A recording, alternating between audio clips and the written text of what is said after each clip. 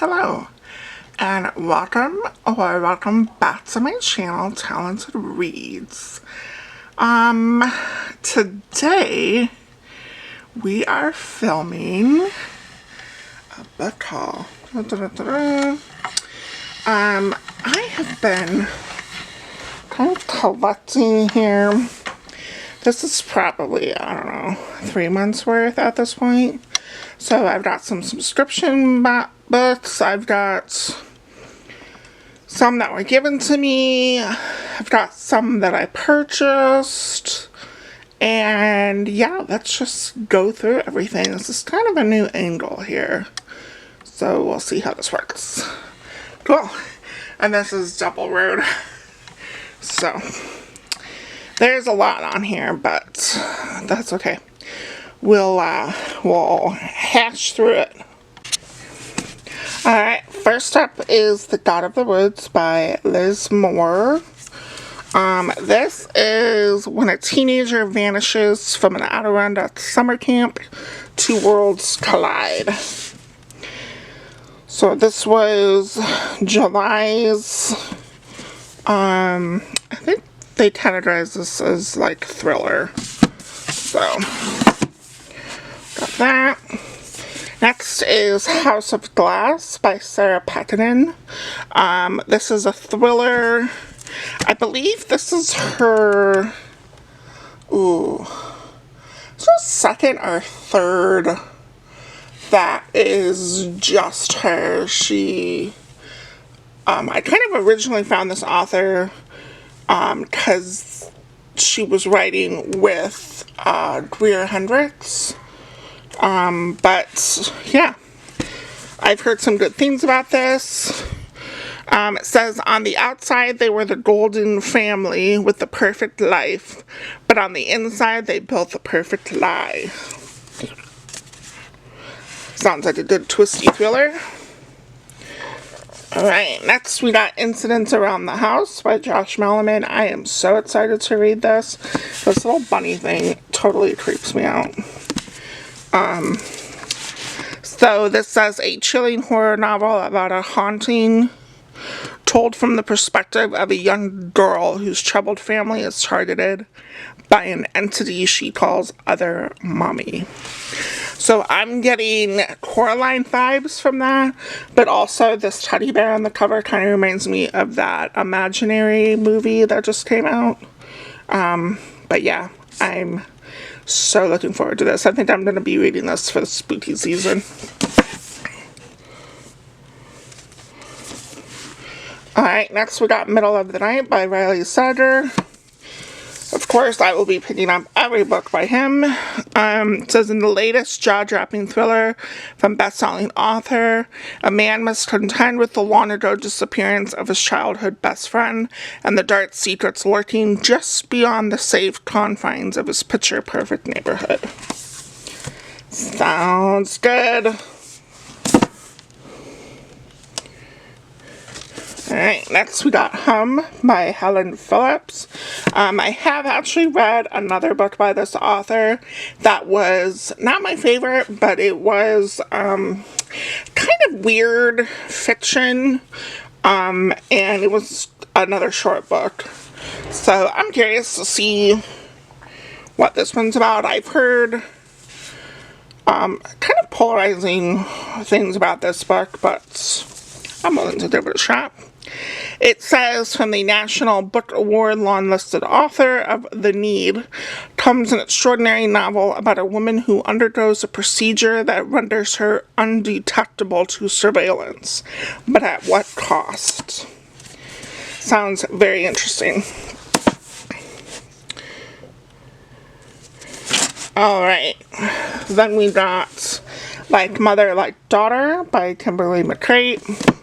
This, again, I think I've read another book by this author.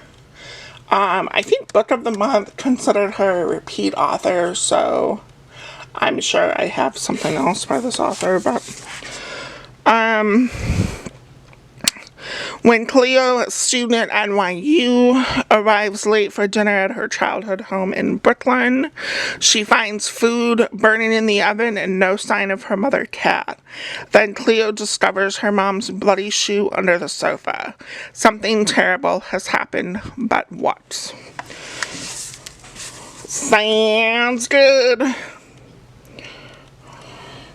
Ooh, there's someone in the window. Creepy.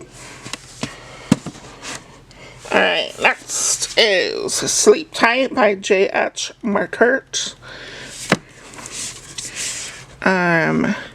This says, the sole survivor of a serial killer might hold the key to stopping a new spree of murders in this propulsive horror thriller in the vein of The Black Phone and The Whisper Man. Yes, that is what drew me to it. I loved The Black Phone, the movie. So I'm very, very interested in this. And of course, serial killer thrillers are always on my alley. Alright, then we have Someone in the Attic by Andrea Mara. Now, I didn't realize this, but when I got this book, it's got kind of like a line to the cover, which almost kind of looks like it's like from a surveillance video, which is even more interesting now that I'm looking at this. But this says, you thought you were home alone. You're not afraid of being alone in the dark. You're afraid you're not alone, and now your worst fears are coming true. That would totally freak me out, knowing that somebody has been living in my house this entire time. No thanks. Alright, and then is Vilest Things by Chloe Dawn. This is the sequel to, what is the name of it? Immortal Longings? Is that what it is? Yes. Chloe Dawn returns with power plays Spilled Blood and Lethal Romance in the chilling fantasy sequel to the bestseller Immortal Longings, inspired by Shakespeare's Antony and Cleopatra. I'm not really going to read what it's about because I believe, obviously I would expect this to pick up right where the first one left off. But it took me by surprise. It had a little more romance in it than I was hoping for, but I really liked the kind of magic, I guess you could say, going on in the story, along with the plot, and the ending was so good. So I'm really, really interested to figure out the rest of what happens. I think this is only supposed to be a duology, but you never know with series. Alright, and then the last two Book of the Month ones, they started putting out these little short story collection books. I have one other one, and then they have these two. Now, Book of the Month, what is your deal? Because this is there's technically 3 of them, but they all say Volume 0. Like, why? Why is it not Volume 1, 2, and 3? Or 0, 1, 2? Like, I get it. Anyways, I'm intrigued. I haven't really read the first one, but I feel like since I got the first one, I kind of have to get the rest of the Volume 0s, you know? So that'll be exciting. And I do like a short story collection. Alright, next. Oh, look at that. This is the second, and that's the third. I wonder if it's gonna do something that puts them all together. Oh, that's interesting. Huh, I'm intrigued now. Alright, moving along. Nightworms is a horror subscription box. I have July, I guess it's July, August, and September. So first is The Eyes Are the Best Part by Monica Kim.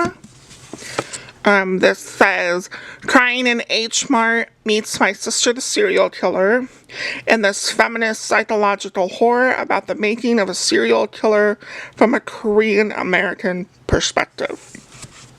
So interesting. And I know a lot of people are so freaked out with the eyeball on the cover, but I think this is a freaking phenomenal cover. I love everything about it. So, very excited that I got this in my box. And then moving on, in that same box, you usually get like a new one and then a backlist, or a hardback and a paperback. But you get 2 books in your box. So the second one that came in that box is Your Utopia by Bora Chung. I believe this is short stories from the author and translator of Cursed Bunny. These chilling news stories will crawl deep under your skin and change the way you see the most mundane objects and everyday interactions. I believe the theme for this box was like strange and unusual or something, which I think those are like the perfect books for that theme.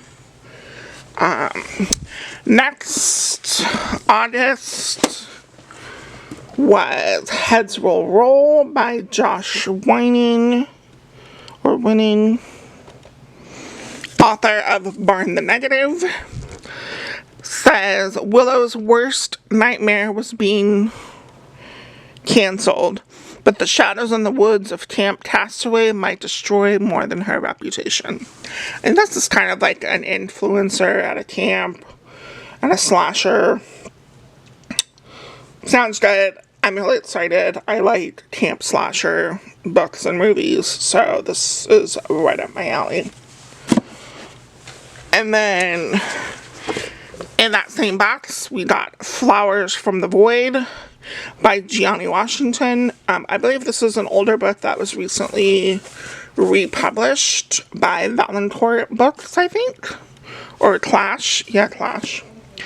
It says, in his debut story collection, Gianni Washington opens portals bridging the strange and the lonely to the gruesome and the intimate. Sounds good. Again, gotta love a short story collection. Alright, let's see if we can flip this around. Oh dear. Oh dear. Oh dear. Alright, so September, it's 2 books. We got Through the Midnight Door by Katrina Monroe. I've heard really good things about this book, so excited and happy to have gotten it. It says, I think this is a, like, haunted house story. It says the darkness will always be watching. The Finch sisters once spent long hot summers exploring the dozens of abandoned properties littering their dying town until they found an impossible home with an endless hall of doors and 3 keys left waiting for them. Curious, fearless, they stepped inside their chosen rooms and experienced horrors they never dared speak of again. And then I think they returned and, of course, probably went through those same doors to fight their fears. Yeah, sounds good. Alright, and then in the second book in the September box was Crypt of the Moon Spider by Nathan Bellingred. This is a novella. It says, a dark and dreamy tale of horror, corruption, and identity. Check. Has all my favorite things. Plus, I love this color. It's very creepy. Alright. Now, next is, I have a quarterly subscription box that is part of Illumicrate. It is their horror subscription box. It's called Evernight. It's a quarterly box. So this is Q2's book, which was The Eyes Are the Best Part. by Monica Kim. You guys, I'm going to show you this book. It was freaking phenomenal. Look at this. And all of their books come with like special graphics and stuff for the books. So cool. I absolutely love it. So, yes, I know it's a duplicate of one I already have, but I mean, are we really complaining? No, we're not. And of course, because it's the eyeball on the other one, gotta have extra eyeballs on this one, you know? Alright, next is some books I got from some friends. First is Tastes Like Candy 2 by Ivy Tholen. Tastes Like Candy 1 was basically, I think it was their, like, prom or something, amusement park slasher. So this is the sequel to that. And I'm not really going to read it because I'm sure it picks up where the first one left off. So I don't want to spoil anything for y'all. Next is Roser Park by Wendy Domable. Sorry if I butchered that. Roser Park says Charlotte Slater is freshly divorced and starting over again in her hometown of St. Petersburg, Illinois. When a dog-sitting job in the nearby upscale neighborhood of Roser Park falls in her lap, Charlotte jumps at the chance to make some easy money and enjoy a little peace and quiet. But as usual, when things seem too good to be true, they often are. Dun dun dun! I am so intrigued.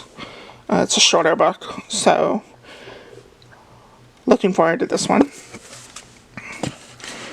Alright, next is Dead Lake by Darcy Coates. Actually, I think this includes Dead Lake, and then I think there's like four bonus stories. Says Sam is excited to spend a week at her uncle's remote lakeside cabin. It's a chance for her to focus on her art without restrictions. No neighbors, no phone, and only a small radio to keep her company. It's perfect. But there's something deeply unnatural lingering by the lake. Because, of course, there is, you know. And then I'm assuming the other stories are kind of within the same vein as that. But I've read a Darcy Coates before. I really like her writing, so looking forward to that. And last is The Inmate from Frida McFadden. This says the guiltiest people aren't always the ones behind bars. I'm not going to read any more because I like to kind of go in blind to my books, but Frida is a pretty well-known thriller author, and my friend that lent this to me really enjoyed it, so thank you, Michelle, for those. And then we've got At the Edge of the Hay by Catherine Seligman. This is Maddie Donaldo, homeless at 20, lives with her dog and makeshift family on the hidden spaces of San Francisco's Golden Gate Park. She thinks she knows how to survive and whom to trust until she accidentally witnesses the murder of a young man. Her world is upended, and she has to face not only the killer, but also the police and then the victim's parents. Wow, that sounds intense, but I've actually heard really good things about this, so looking forward to it. So thank you, Kira, for that. Alright. Next, Barnes & Noble was having a hardcover sale. It was like 50% off hardcovers. So, of course, I had to take advantage of that. And I got House and Bone by Gabino Iglesias. Super excited about this. I loved his other book, The Devil Takes Me Home, so I'm really much looking forward to this. And it says, Stand By Me With a haunted obsidian dark heart, a group of young men seek vengeance after one of their mothers is murdered in a Puerto Rican slum. Very excited for it. His stuff has a very kind of dry but interesting pull to his writing, if that makes any sense. Kind of a weird description, but yeah, I was very intrigued with his first book. It really kept me engaged. Kind of the subject matter that I didn't think I would like, but the mystery and there are some horror elements kind of tied together very nicely, so I'm expecting the same out of this. Alright, next I picked up Dear Hannah by Zoe Stage. This is the sequel to Baby Teeth. Now, Zoe Stage, it's kind of a hit or miss for me. I don't really have any favorites from her. They've all kind of just been okay books. And when I read Baby Teeth, it wasn't like a knockout book. And when I first heard that a sequel was coming, I was kind of surprised because it didn't seem like a book that needed a sequel. But of course I had to get it because now I'm intrigued to know where the story is going to go. So if you're not familiar with Baby Teeth, it's kind of about this couple who have this young daughter, and the mother like starts to realize that her daughter's like psycho and nobody believes her and all that stuff. So I'm imagining this is when this girl is now maybe older, or an adult. So yeah, I'm curious about this. And then the last book I picked up for the sale was Myrrh by Polly Hall.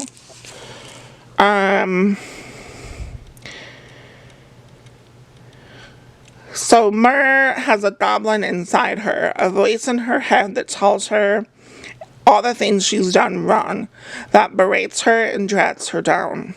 Desperately searching for her birth parents across dilapidated seaside towns on the south coast of England, she finds herself silenced and cut off at every step. I think this is, it said it was a weird psychological fiction, kind of like a weird fiction, like reality is like in her head.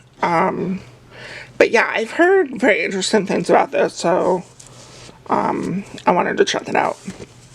And I thought this was a flower at first, but it's actually her, like, all messed up, which is intriguing. Alright, so next I had a gift card to Amazon, so I bought some books, and then these are just also extra books that I picked up.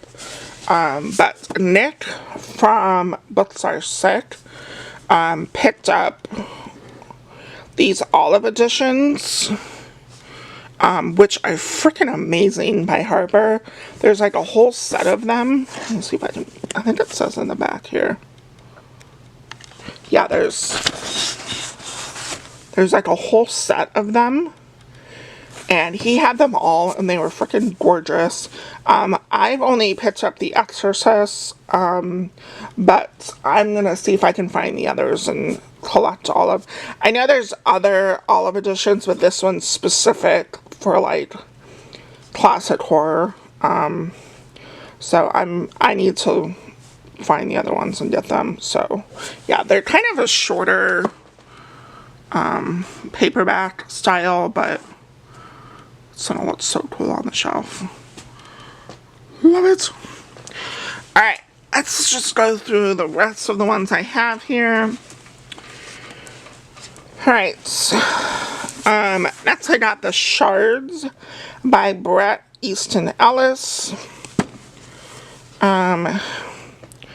Says 17-year-old Bret is a senior at the exclusive Buckley Prep School when a new student arrives with a mysterious past. Robert Mallory is handsome, charismatic, and shielding a secret from Bret and his friends even as he joins their tightly knit circle. Bret's obsession with Mallory is equaled only by his increasingly unsettling preoccupation with the Trawler, a serial killer on the loose. Yeah, I've heard this is kind of trippy, crazy, obsession. Of course, the blood on the neck is interesting to me, so yeah, I'm happy I was able to find this. And, of course, looking forward to reading it. Alright. Next, we got Butcher by Joyce Carol Oates. This says, from one of the most accomplished storytellers, an extraordinary and arresting novel about a woman's asylum in the 19th century and a terrifying doctor who wants to change the world. Asylum books to me are freaky, only in the sense that I can't imagine being somewhere where people believe, it's hard to be taken seriously, I think, or locked up sometimes without your input, without your say, you have no control. It's totally freaky to me, but I've heard really good things about this book, so. Butcher, a very simple but powerful cover. Love it. Alright, then I got Hall of Mirrors by John Copenhaver. This says, when a popular mystery novelist dies suspiciously in the 1950s, Washington, D.C., his writing partner must untangle the author's connection to a serial killer. Do you sense a theme here? This is a very heavy, I should have just called it my serial killer haul, because, quite honestly, that's the way it looks right now. But, I mean, just can't pass up a serial killer book, you know what I'm saying? Alright, next is Lost in the Garden by Adam S. Leslie. Now, to be quite honest, I didn't even read any blurb, no synopsis, nothing for this. But somebody said that if you liked Midsommar, the really freaky horror, A24 horror movie, that you would love this book because it's got those same vibes. You didn't even have to tell me twice. I literally bought it the same day. Says, like an old wives' tale, like a piece of wisdom passed down through generations, which no one questioned or even thought about too hard. Like folklore, it was just something everyone knew, a rule to be followed. Don't go to Almondby. And I'm guessing our character goes there and gets wrapped up in a cult. That's what I would assume, knowing Midsummer's like a cultish movie. So it is a thick boy, though, way thicker than I thought it would be. But I can't wait to get to this. I'm going to have to find an excuse to bump this up on the TBR list. Alright, next I picked up A Cold Night for Alligators by Peggy Parr Hampton.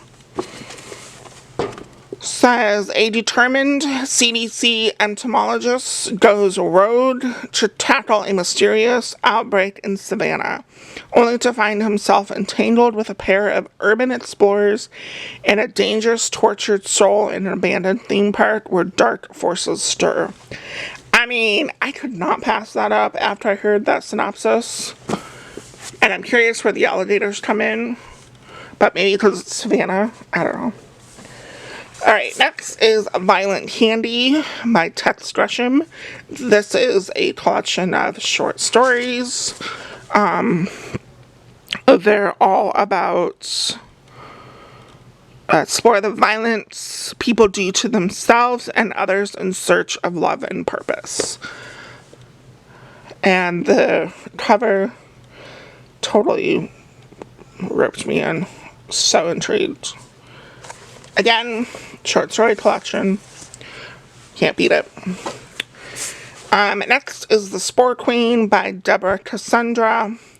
I believe this is is this a trilogy? It might be a trilogy. But this is book 1. And it's Forest, Fungi, and Family Secrets. I mean, check, and check. But I basically think it is a journey into a forest for a story, and they kind of get caught in a storm, I guess, and I'm guessing the fungi comes alive, because that's what it likes to do, but I'm intrigued. And then next is Island Witch by Amanda Giattisa. I read her other 2 books and have really enjoyed them. So when I found out she was coming out with a witchy book, I mean, I couldn't pass it up.